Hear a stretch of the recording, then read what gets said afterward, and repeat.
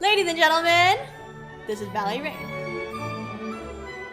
One of the most beloved parts of the classical ballet, The Sleeping Beauty, is a series of solos in the prologue of the ballet, also known as the Fairy Variations. But beyond just pretty fairies and beautiful dancing, each fairy's variation is actually rich with hidden symbolism, as each dance is meant to represent the fairy blessing the baby Princess Aurora with a unique gift. So today marks the beginning of a brand new series. We're calling it the Fairiations series on our channel. And in this series, we're going to be walking through each of these 6 fairies in Sleeping Beauty and sharing with you all of the secret symbolism in each variation and what each fairy represents in the story. Welcome to episode 1 of Fairiations with Ballet Reign, and today we are talking about our first fairy of the series, also known as Candide. While it may seem at first glance that she has a pretty unassuming variation, by the end of this video you'll see that it is actually way more than meets the eye. So settle in, settle down. It's going to be a short and sweet video today. If you're ready to get into it, then make sure you tap the like button and let's get going.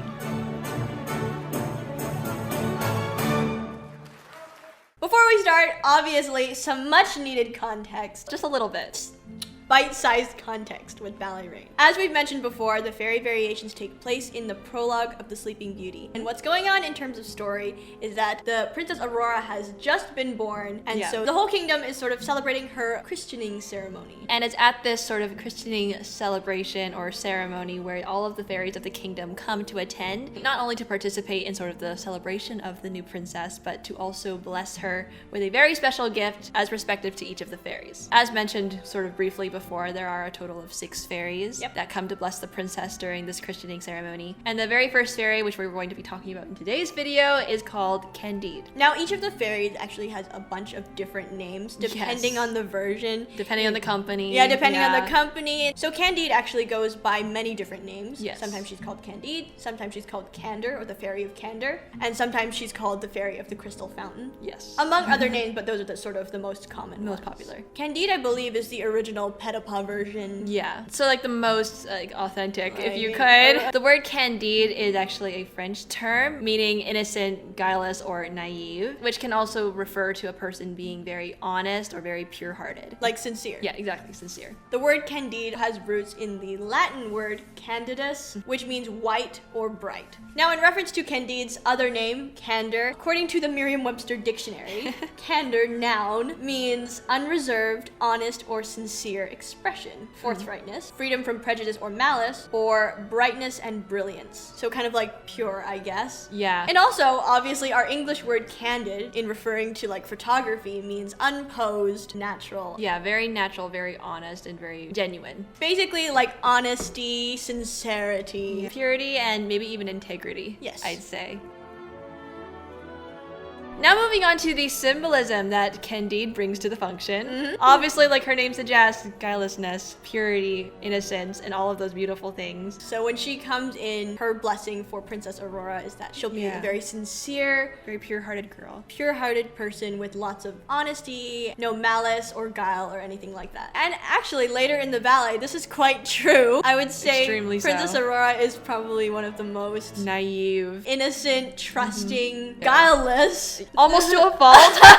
But you can see that really showing through, you know, later in the ballet in the first act with her 16th birthday party. You can see that really shining through. And honestly, I feel like this is one of the most prominent attributes of Princess Aurora. Yeah. Throughout the ballet. She always has this very pure-hearted, very almost childlike innocence. Even when she does grow up at the end of the ballet, she still has this very innocent, very pure sort of composure. I think it's that sincerity and that genuineness that shines throughout the entire ballet. 100%. There's no affectation. Yeah, there's no face that she puts on. When she feels joy, she truly expresses her joy. You can see that in the Rose Adagio. She loves so fully and so freely, and she really gives her heart into everything. And that's thanks to this fairy right here, yes, Candide. Candide. In terms of symbolism, though, Candide is also known as the Fairy of the Crystal Fountain, which I think also is very self-explanatory. Yeah, self-explanatory and also very fitting and very cohesive with Candide and her character, because, you know, the crystal fountain, obviously water.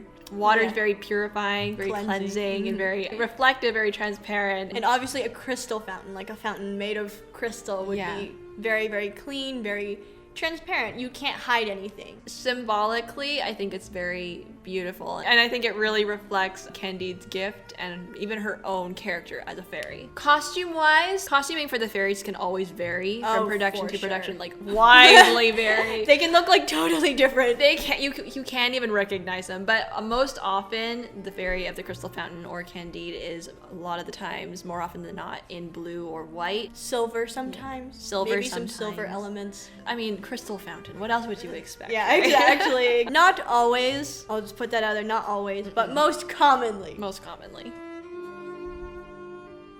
Now that we've expounded on who Candide is and sort of the gift she's giving and what she symbolizes, now it's time for our favorite portion of the video, talking about the variation itself, the choreography and the music, and how it all ties in together. Candide is a very cohesive fairy. I think all of the choreography and the music and her symbolism and her different attributes that she represents are all very cohesive. They all tie in really well in a beautiful way. Obviously, all the music in The Sleeping Beauty is written by our very favorite composer in the whole world, Tchaikovsky. We love him. And the music specifically for this variation of Candide, or the Fairy of the Crystal Fountain variation, it's a very understated piece. If you listen to the music, it has this very simplistic feel to it.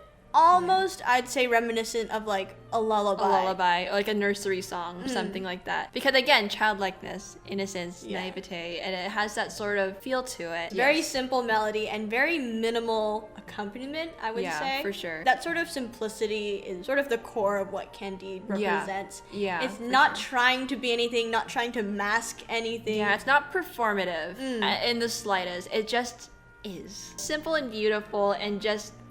that's it. Choreographically, all the variations can vary a little bit from production to production depending on what version they use. But in general, the steps and sort of the overall vibe will stay relatively similar. So we're going to start with the very first passage of this variation. Candide obviously makes her beautiful, delicate, understated entrance. And this first passage is especially beautiful. I think it matches the music very perfectly. Yeah. It's very delicate, it's very swaying, it kind of just goes with the music in sort of this flowing manner, kind of like water from a certain crystal fountain. Yeah. There's a lot of this like small inclinations of the head, which kind of gets a very childlike and innocent sort of appearance. Technically, for this first passage, the ballerina barely comes off of point. She pretty much stays on point throughout the entirety of this first passage. She travels across the stage, all the while maintaining this beautiful flow of the head and the arms, which sets the very sort of honest simplicity of this variation right off the bat. In the next passage of this variation, again, barely comes off of point for even a second, but she has this beautiful soft port de bras, which kind of looks like, you know, this fountain kind of going like that. Yes, it kind of mimics that, it kind of mirrors that, and I think it's very fitting for the Crystal Fountain Fairy. In addition to that, sort of going along with this sort of childlike, almost baby-like inclination of the head, the more very of that young, innocent appearance. To go along with that, we also incorporate sort of this rocking cadence in the second passage, which ties in with sort of the lullaby sounding music almost. Again, the childlikeness. Yeah. The sincerity, this just guileless, naive innocence. Exactly. This third section is especially beautiful and so full of meaning. It's sort of like she's washing herself in the fountain, which kind of represents that purity again. This variation is very technically demanding, deceptively difficult, as most things in ballet are, but this variation particularly, just because it looks so unassuming, but at the same time, the dancer has to embody honesty and sincerity and clarity and purity in your technique. Like on a fundamental level in order to perform this well. The steps themselves, I feel like, in terms of footwork, are very delicate and very clear, but also very deliberate. There's not a lot of wiggle room or like room for error in the steps at all. You can't hide behind flair with this one. Oh, no. Everything is very placed, very poised, very exact. It's guileless. You can't hide. You can't hide behind anything. Candid. You're open. You're honest. Wherever your foot is, that's where it is. That's where it is. And it has to be pristine. Absolutely. Crystal clear, like the fountain. And then the arms on top and the port de bras and sort of the inclination of the head. It all flows sort of like water. So you have the crystal fountain and then the water of the fountain. So from like an overall view, it kind of works. It's really fascinating, you guys. Fascinating. The final passage especially really showcases the ballerina's perfect clarity and purity of her technique. Technique and also positions. There's a lot of beautiful, very classical positions in this final 2 passages. Yeah, it's very unforgiving actually. Yeah, because this développé to the tombe, you can't land on that foot and then kind of like shift it around, you know? No, there's no wiggles. You're from the highest développé, and then you have to go through the foot, and wherever your foot lands, it has to stay there. Yep, you're right there. No wiggle room. You have Yes. to land softly and go straight into the next développé. Land perfectly. I think the music also makes it even more revealing because it's such a simple melody and the steps are so perfectly integrated into that simplistic sort of tune. And so anything else, any little shifts or wiggles or little fidgets in between really show through just because of how simple and pared down it is, like with no extra fluff, no extra ornaments or embellishments. It's just essence, really. It's also such a quiet piece. Yeah, it's very So quiet. if you fall too hard out of that développé, Not forgiving, but when done really well, you guys, this variation really, really shines. And I think this variation, as simple as it is, really captures the essence of this fairy and sort of the gift that she brings to the princess. And I think it's a really great start to, you know, this series of variations or variations. so that is Candide, and when you watch this variation, which we're gonna let you see it in a moment, you'll be able to really appreciate the significance of the music, the costume, the choreography, and the portrayal that the ballerina brings to the performance. So, ladies and gentlemen, Candide.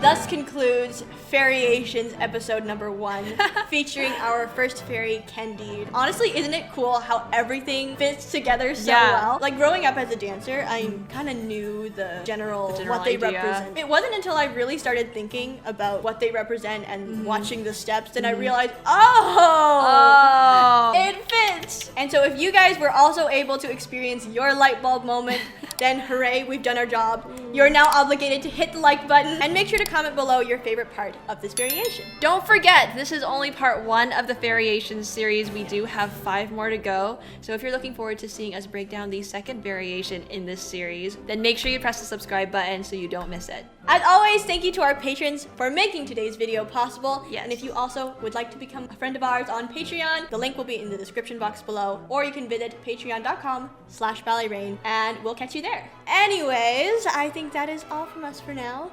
This is Ballet Reign signing off until the next video. Bye. Okay. And there you have it, everybody. So that was, oh, I almost fell out of my chair.